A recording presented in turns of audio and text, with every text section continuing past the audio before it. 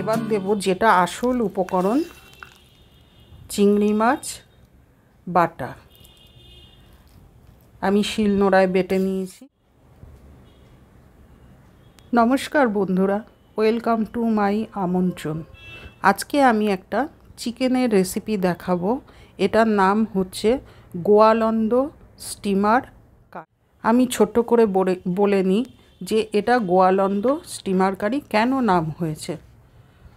অবিভক্ত বাংলা গোয়ালন্দ স্টেশন ঘাট থেকে পদ্মা পারাপারের সময় যে স্টিমারগুলি চলতো তার মাঝিমাল্লারা খুব কম উপকরণে এই পদটি রান্না করতেন, যার স্বাদ তো বটেই, গন্ধে এতটাই জনপ্রিয় হয় যে ঘাটের কাছে এই স্টিমার কারির আলাদা আলাদা দোকান খুলে যায়।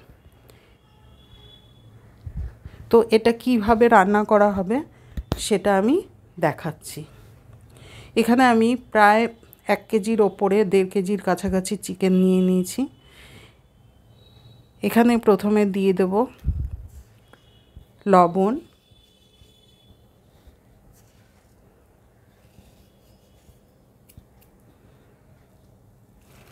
কুচনো পেঁয়াজ,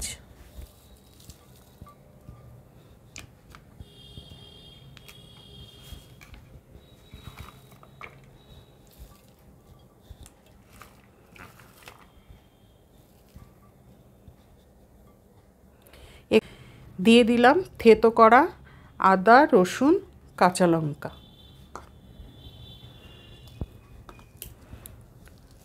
আর একটা বড় শুকনো লঙ্কা আমি কাঁচি দিয়ে ছোট ছোট করে কেটে দেব।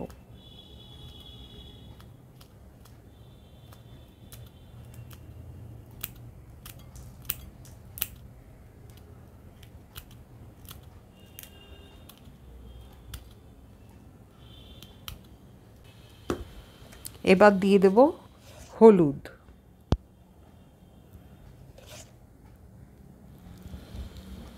এবার দেব যেটা আসল উপকরণ, চিংড়ি মাছ বাটা।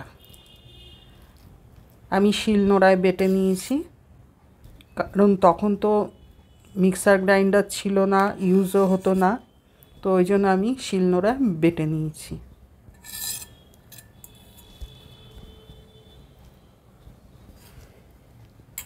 এবার দিয়ে দেব সর্ষের তেল। সব এবার আমি একসাথে মিশিয়ে নেব।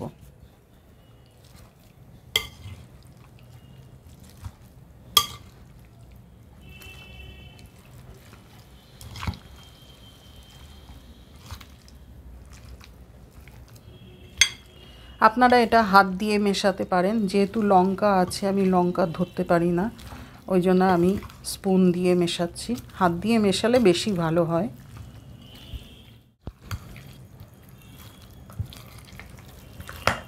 এটা আমি ভালো করে মিশিয়ে নিয়েছি। এবার ঢাকা দিয়ে আমি 1 ঘন্টা রেস্টে রেখে দেবো।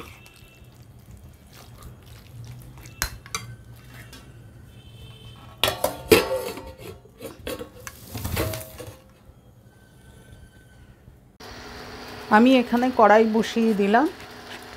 কড়াইতে দিয়ে দিচ্ছি সর্ষের তেল।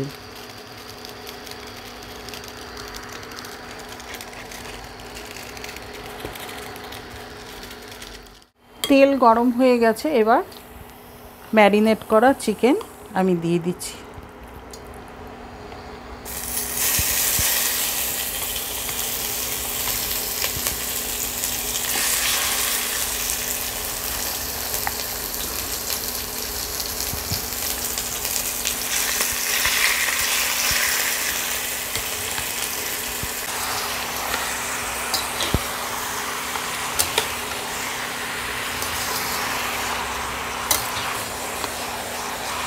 এটা আমি এখন ঢেকে দেব।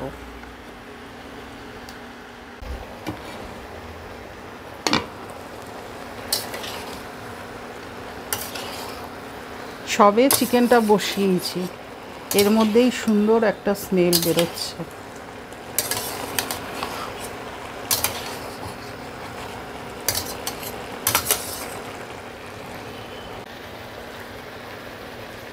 চিকেনটা কষানো হয়ে গেছে।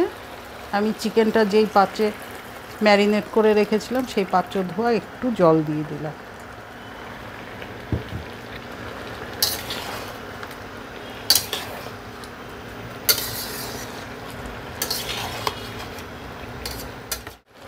রান্নাটা আমার কমপ্লিট হয়ে গেছে, এবার আমি নামিয়ে নেব। হয়ে গেল গোয়ালন্দ স্টিমার কারি। রেসিপিটি ভালো লেগে থাকলে like, share, comment and subscribe করবেন। সাবস্ক্রাইব করার পর পাশে থাকা বেল আইকনটি প্রেস করে দেবেন। যখনই আমি নিত্য নতুন ভিডিও আপলোড করব সবার আগে আপনাদের কাছে পৌঁছে যাবে। আজকের মতো বিদায়, দেখা হবে নেক্সট রেসিপিতে।